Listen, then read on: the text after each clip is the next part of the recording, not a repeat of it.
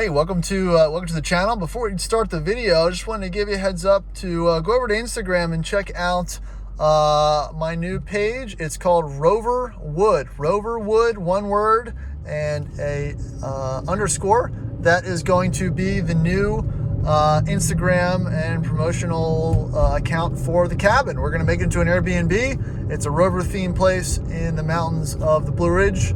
And we'd love to see you follow along. It'll be available 2022. So go ahead and check it out. Thanks, guys.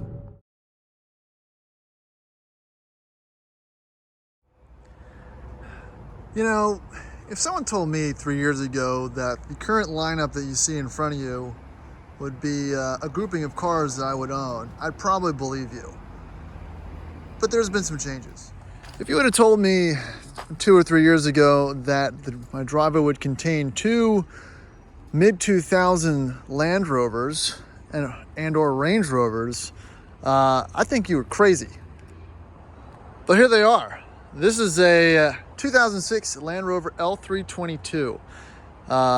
This is the Range Rover. This is the big boy. This is the replacement for the PT.II, and arguably one of the worst cars ever made if you go by reliability standards, ownership, and anyone on a Toyota forum. Now, over the years, I've come to the conclusion that they've gotten a bad rap, and like any other Land Rover or Range Rover I featured on my channel, it's really not about the truck itself. It's more about how you bought the truck, where it came from, and how it's been maintained. But that's a disputed factor that I'm sure will get me into some trouble as far as the internet sleuths go. So again, a car I told myself I would never buy or own is now sitting in my driveway. And I think it's sitting in here for a good reason. This is the truck that you should buy. And I'm not saying you should buy any of them. You should buy the right one. And I'll get into that a little bit later. But this is pretty much a guilty pleasure of most Land Rover, Range Rover enthusiasts, whether you like the new ones, you like the old ones.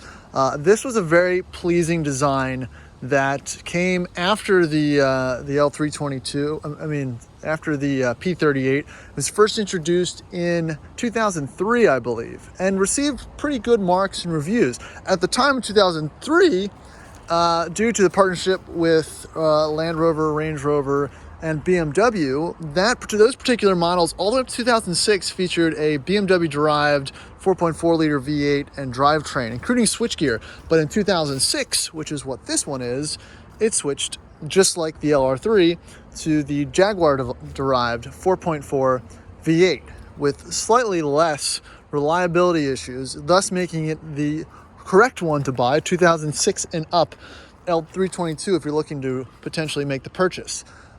Like the LR3, they're both 2006s, but both are very different. And I'll get into that coming up right now. So let's talk about this particular L322 2006 Range Rover. The first thing you'll notice is it does feature Lucky 8 wheels. And that kind of, when I saw this thing pop up, that was obviously the first thing that got my attention. The second thing being it was a 2006. So if you're a savvy Land Rover, Range Rover buyer, you know that is the first of the years that are okay to consider buying if you're going to keep it for more than 3 days. The next thing that stuck out was the Lucky 8 wheels. Obviously, I think it's one of the best looking wheels aftermarket wise you can put on a rig like this. And it definitely suits, the overall appearance and for what I want in an L322. The idea of a beater L322 Range Rover is pretty seductive to most people these days, seeing how most of the kinks have been kind of worked out with them. And this one is definitely, it is a little bit different, like this is the second Range Rover I've had with Lucky 8 wheels and coils. That's right, I know. Scream to your monitor, all you Range Rover fanatics that are all about air suspension, which I do enjoy air suspension, but there's something about the ride quality of springs in a Range Rover that still works for me. It's very, I think it handles very well. You don't have that driveline slop on acceleration and deceleration that you have with the air suspension, where you dive the nose down and you kick the rear end up or down on acceleration, deceleration. It makes the powertrain feel a little bit smoother than what it is. But a quick walk around this particular Range Rover. It's in fairly good condition. There is some, minor little scrapes and bruises and whatnot, but the paint's actually pretty good, minus the scrapes and the chips. Usually the bonnet is faded, the roof is faded, has a small crack in the windscreen there, but like I said, the idea and the mystique around this is not to have one of these that is in great condition, because if you try to either maintain the cosmetic integrity of it or keep it in perfect condition, that's when you're going to break the bank. Unless you're Doug DeMuro with a Carfax, a CarMax open checkbook, it's not going to happen. So yeah, bumps and scrapes and bruises, odd little add-on steps and whatnot from the previous owner, but it's all there. It's all complete, and it looks good. It's got the look, it's got the presence. It looks at home, even next to the LR3, which I think also has that classic LR look, and they definitely look they look good next to each other. So let's jump into the interior. This, like the 2006 supercharged L322 that was RVA Rovers, check out his channel, that I reviewed a few weeks ago. This is 2006, so that means this is one of those quirky mid-model, oddballs that still features a lot of the BMW stuff, as you can see by the lack of the traction management system. Yeah, interior's in pretty good condition, because obviously the outside was beat up a little bit. There's a little bit of wear here, but all the materials are nice. I never liked this interior design when it came out, but like the truck itself, and like Land Rover, Jaguar products since then, they've all grown on me. And there's just something attractive about this package, especially in an older vehicle. So let's jump in and give it a quick once over. Obviously, again, these are both 2006s, but it's just so different than the LR3. You think there would be some continuity in the design language, but no. This was definitely a separate model. It's separate, classic Range Rover design language, and it shows. You've got kind of a soft touch faux leather dash. You've got this nice wood. These that's JLR. But some of the BMW switchgear, obviously you can see it in the seats.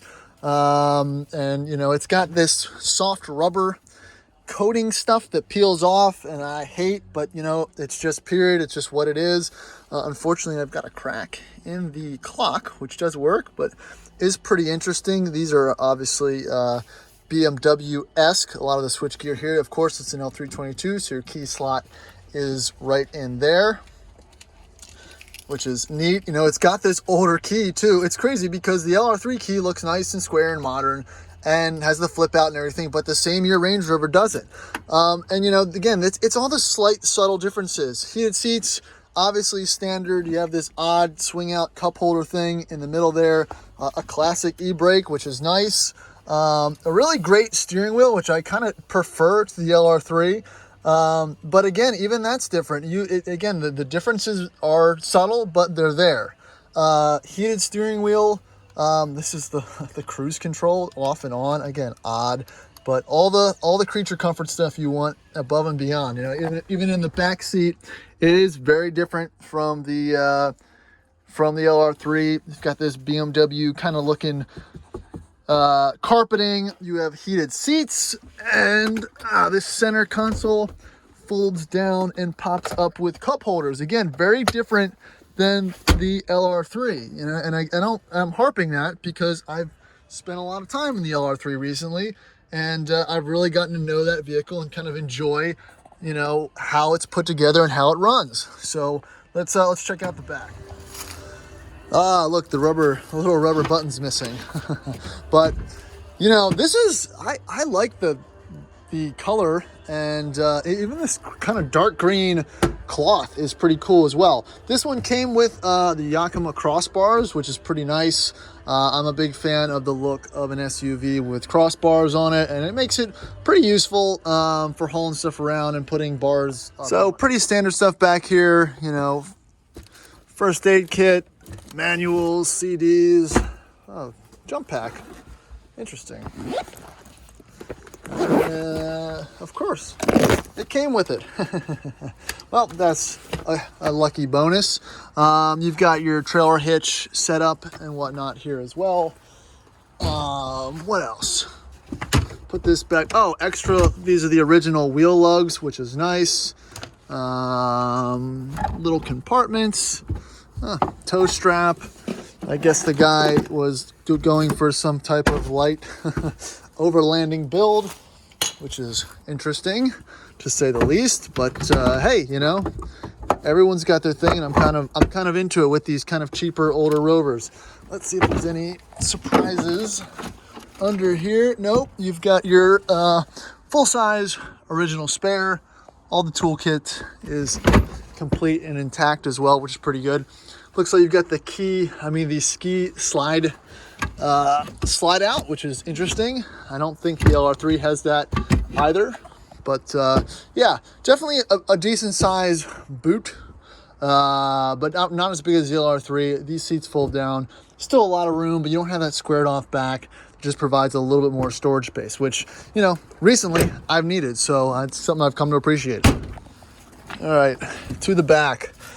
Nice factory rubber mats. I do have the factory rubber mats for the front. I was just kind of cleaning them off. Got some of the leather coming off on the back seats here, but I'm 6'1". I fit fine. No, no major issues as far as headroom or anything concerned. Nice high seating position. Multicolored door panels finished in this this green color. I don't think it's Charleston green, but I'll have to look it up when I pop the hood. So, yeah, that's the interior. Let's fire it up and pop the hood. Yeah, and another thing I forgot and just noticed again is the door handles. Again, to me, BMW, they're plastic, but they're not the matte total plastic that is the LR3 door handle. You can see it's all faded and just kind of doesn't hold up well. In conjunction with, I kind of like the plastic cladding that is on the LR3. Again, this has a little bit of dirt and scrapes on it, so I took this truck off-roading and didn't film it. But as you can see, it shows the age less and is easier to maintain as far as cosmetic add-on of the car.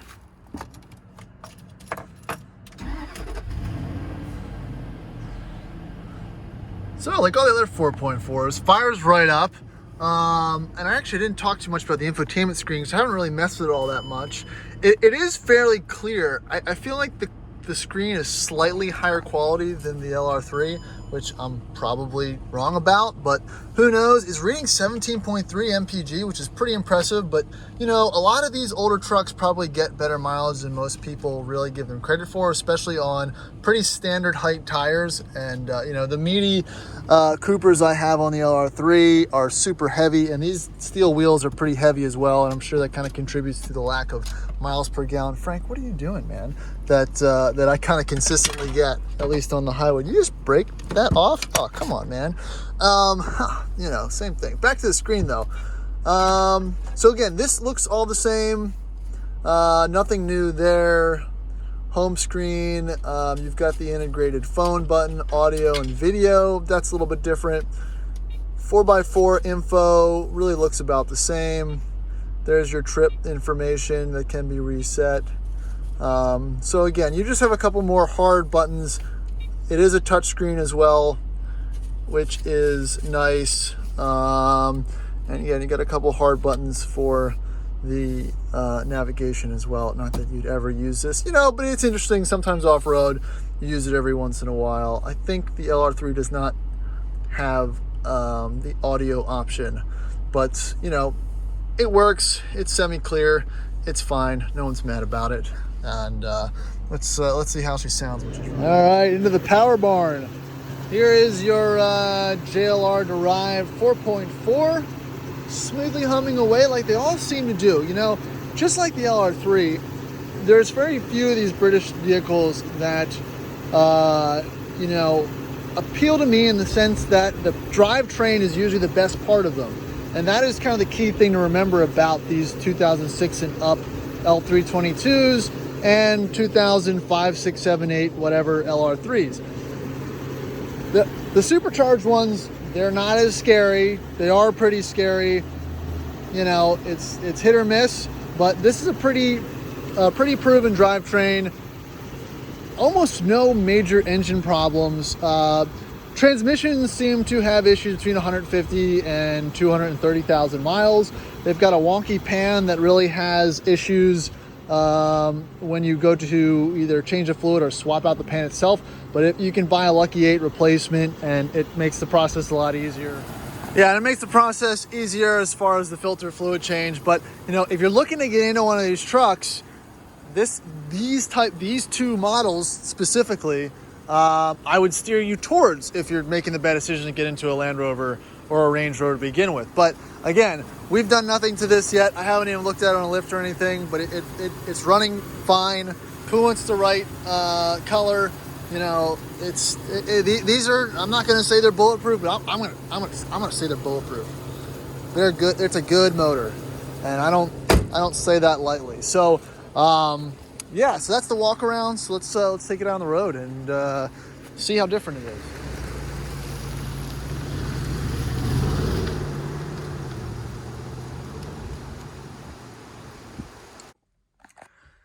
All right, let's take it for a spin.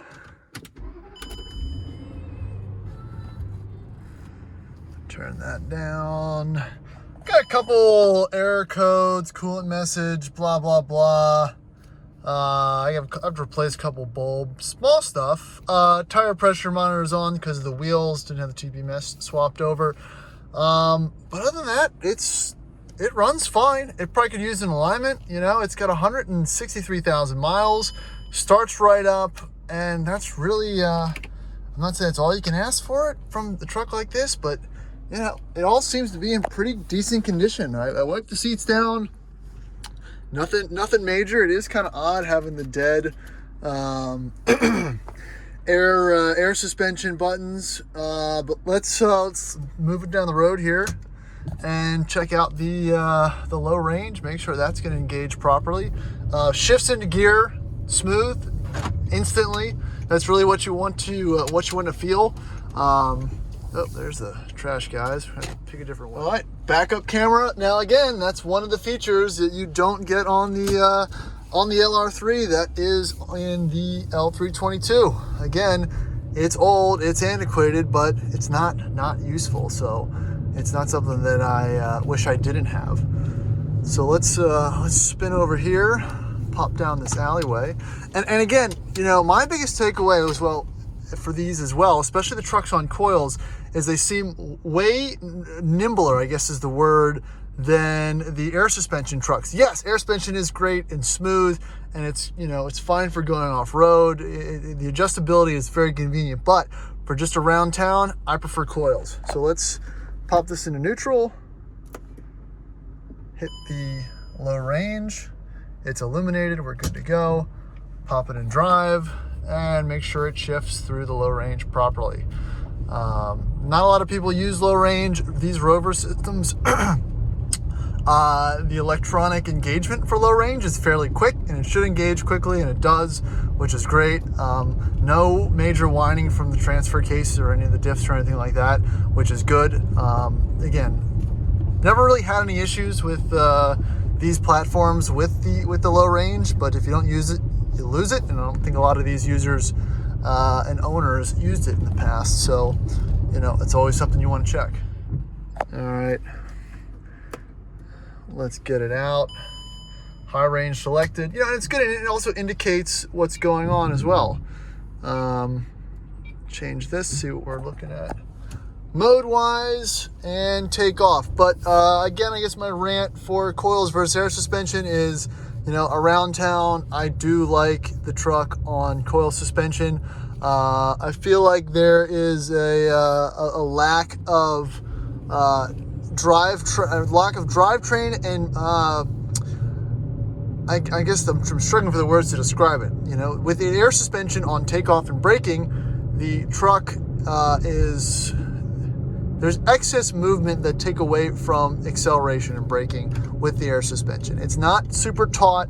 When you brake, it dives, it takes away from the effectiveness of the brakes. And when you accelerate, the nose tips up, and there's just a little bit of a delay on power. And you also, in cornering scenarios, it feels obviously a little bit too top heavy compared to the tauter, springier ride of the coils. And again, it's personal preference. Again, after taking my truck in various off-road situations, the LR3, I do like having the adjustability off-road, but for around town and on the highway, the coil springs, I feel like it's a superior setup. The truck feels great. The steering feels much tighter. Again, you eliminate a lot of that Range Rover air suspension body roll, and you feel like you've got a little bit more maneuverability. All right, as far as this particular truck is concerned, the steering does feel good. I think I mentioned it needs an alignment. The brakes feel tight. Again, none of that diving that I kind of feel in the LR3. So it feels like it's a superior, I guess, city cruiser for, in urban areas like this. Heated steering wheel works. Again, the Range Rover benefits. Power's good. Downshifts correctly. I've got a little bit of road noise. It's translated through the suspension and whatnot. It doesn't seem like it's any major issues, but that could just be a byproduct of the coils and post-fair suspension, or it could just be a tire that needs to be balanced or something like that. But I don't have any major vibrations in the steering or anything, so that's always a plus when dealing with a car that you haven't driven much recently. So yeah, smooth, quiet ride. It feels solid. No major rattles. These things, they're known for, being slightly rattly. At least some of the ones I've driven. But this one, it feels good. That is foot to the floor. I did not click the kick down button on the gas pedal, but that was brisk. Smooth, transmission shifted nicely. Again, same 6-speed ZF, no complaints. Obviously reel it back in here in the construction zone, but the truck obviously drives as it should, and that's that's really all you can ask for. And for the money, we're talking about sub $10,000 trucks in this segment, and it's really hard pressed to find anything else. Cayennes are gone. They're all over 10 grand, even with 160,000 miles for a first gen or second gen S. Almost hitting 16 grand. So really, Range Rover LR3 is your only option, and that's why I said if you can afford to buy one of these now and you want one, you're seeing 150,000 mile first and second gen LR3s and L322s with issues for almost 15 to 20 grand some days. I know obviously 20 grand for a later 2010 or 5-liter supercharged Sport or something like that, but they're coming up in value just like anything else. So I'm not going to tell you not to buy one, but that's just my quick take. This is a pretty fun truck. We're going to hold on to it for a little bit. It will be listed for sale at some point. If you're interested in it before we start messing this, give me a shout, send me a message.